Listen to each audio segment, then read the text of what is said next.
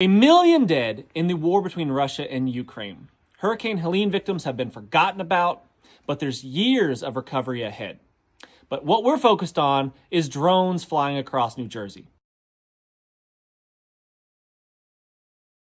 Is it just propaganda, attempting to shape our minds, our beliefs, our thoughts?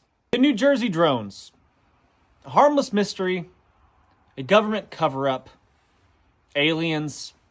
What exactly is going on?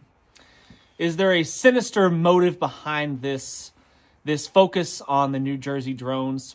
Most recently, I heard that there was some missing radioactive material and that these drones are seeking this radioactive material that has gone missing. My top secret super spy intel guy high in the administration tells me, seriously, I do have a friend that knows some things behind the scenes.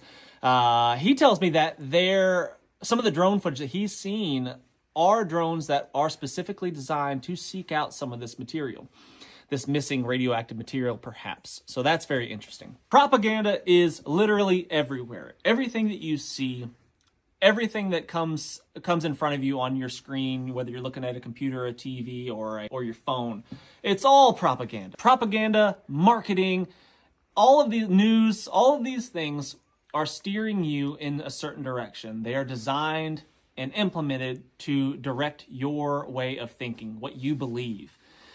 Everything from the ground up, what you believe, has been influenced by propaganda in some form or fashion. What I want to encourage us to do together is be free thinkers and to really think, really consider all of the variables and all of the options to the best of our ability, and not get caught up in the slogans and in the headlines, in these fear-invoking.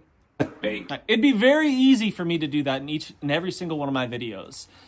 If I was to put these bright red exclamation points and the urgent, emergency, act now stuff on my titles, my views would go up 100%, but I know that is wrong. If a message that I need to get across is super important, could I potentially use propaganda as a tool to get this really important message that I know is going to be good for you? I can use propaganda for good.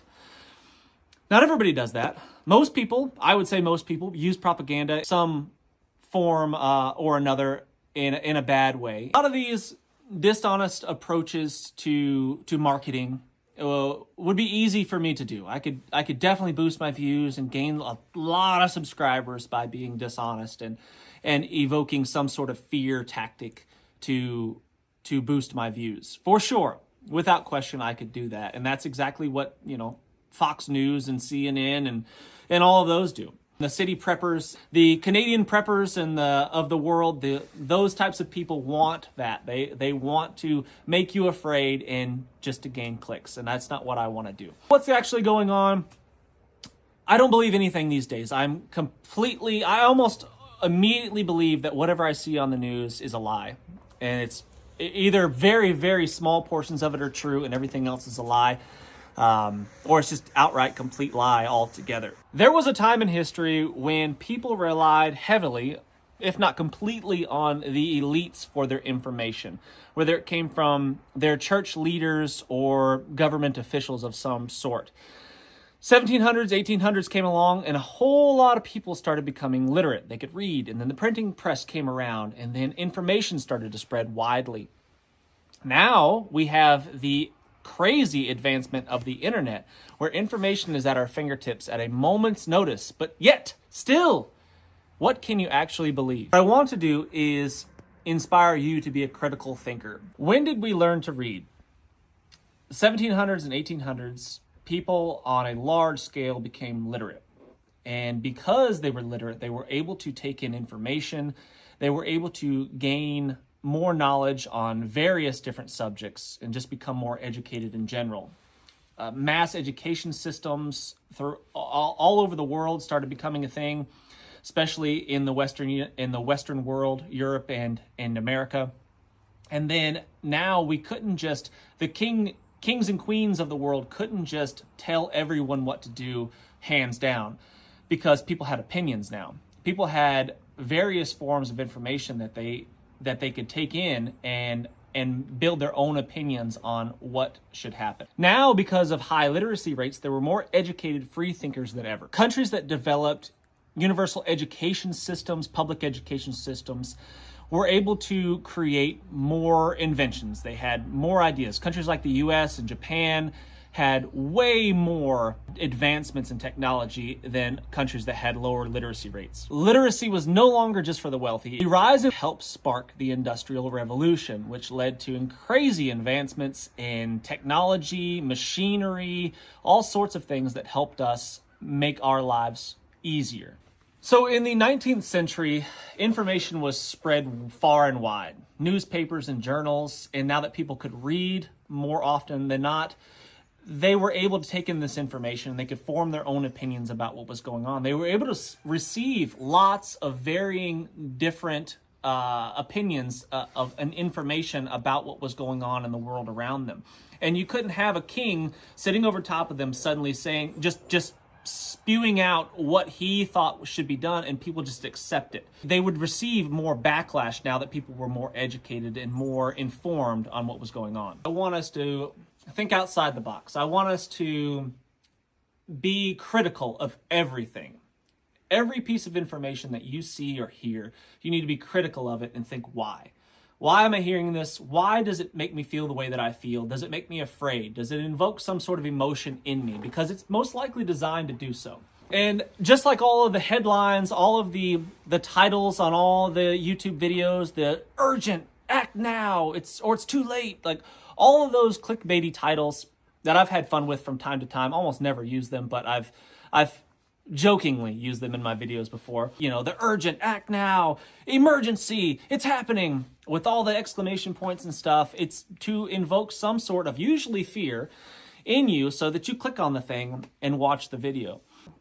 They not only appeal to the individual by means of every approach, visual, graphic, and auditory, to support the national endeavor, but they also secure the cooperation of the key men in every group, persons whose mere word carried authority to hundreds or thousands or hundreds of thousands of followers. These are exactly the same tactics that are going on right now. Key influential people, all they have to do is say, if they're a trusted person in a community, all they have to do is say something, and suddenly thousands, hundreds of thousands, millions of people perhaps will go along with it and believe exactly what they say.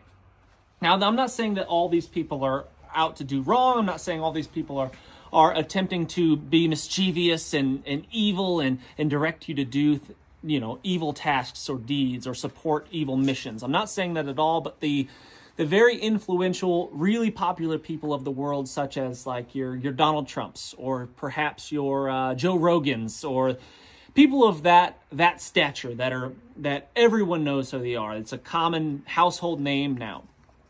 All they have to do is say one thing, and your mind could possibly, very likely be persuaded in a certain direction because you follow them, because you believe in them and you trust them. Who is trustworthy? Just because you have a bajillion followers doesn't necessarily mean you are trustworthy. Just because I have the number of subscribers that I have doesn't mean I'm a trustworthy person. Doesn't mean that you should just blindly believe the things that I am saying. You should do your own research. You should go out and investigate these things for yourselves. You should, if possible, lay eyes on these things personally so you can actually see and witness them for yourself. If that's not possible, you need to be reaching out to various different outlets, lots of different places, so you can form a well-educated opinion of what's actually going on. Because otherwise, if you're just believing one very narrow corridor of information coming from one news outlet, perhaps, which a lot of people are fans of doing. They just follow one singular form of information. You're going to be led astray, most likely. So it's reported that there's 1 million dead in the war in Ukraine. What is that? Is that even true? Are those numbers inflated? Are those numbers underestimating how many people are dead? We don't know the truth. Regardless of where you get your information, you don't know. You weren't there. You didn't count the bodies. As morbid as that sounds. So we don't know. Who is really the enemy? Why do you believe that Russia is the enemy? Why do you believe that Ukraine, the leaders of Ukraine, are good? Why do you believe that? You're believing it because that's what you've been led to believe, most likely. And I'm not saying it's not true. I'm saying that you believe these things because of the information that you have taken in, the various forms of information. So my question is, how do we know what to believe? And that's the really frustrating thing for me, is I never know what to believe. How do I know who to stand behind, who to support? It's always a question mark. You never know, because you can't believe the information that's coming in because it's various forms of propaganda. It's really difficult for me to get behind these war efforts and to support one side or the other because of that. That's why I'm not picking a side. I'm not picking Israel or Palestine. I'm not picking Ukraine or Russia. Because I don't know the truth.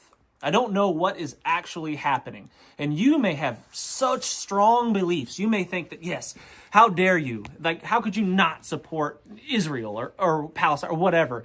How could you know that you don't know what's happening? These pictures that you're seeing could be outright lies and fakes. I know that this stuff happens. I know the propaganda is lies. I know that, like, I've got a buddy that was in a war zone.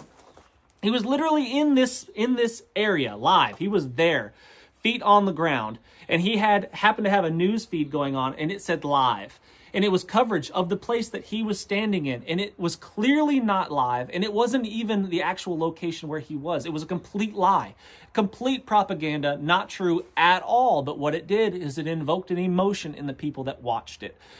It inspired people to act, behave, vote, believe a certain thing or a certain way.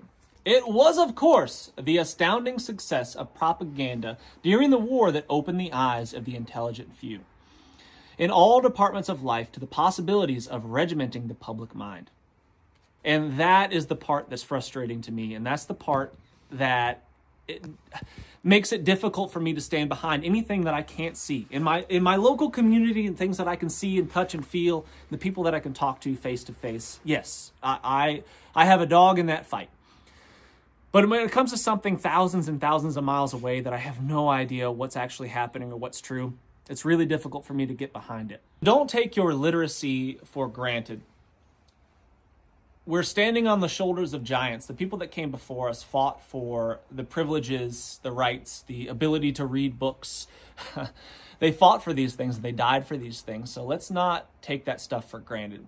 Let's use it for good. Let's not abuse it. Let's use it for good to accomplish really good things. Let's allow our abilities to read and write and to produce YouTube videos and other digital media. Let's use these tools to do powerfully good things in our communities. That's what I want to encourage each of us to do. Friends, I thank you very much for watching. I really do appreciate it. Love to talk about this stuff in the comments section. If you haven't hit the thumbs up, please do subscribe if you haven't done so already. And until next time, what's the worst that could happen? Let's just go on 3.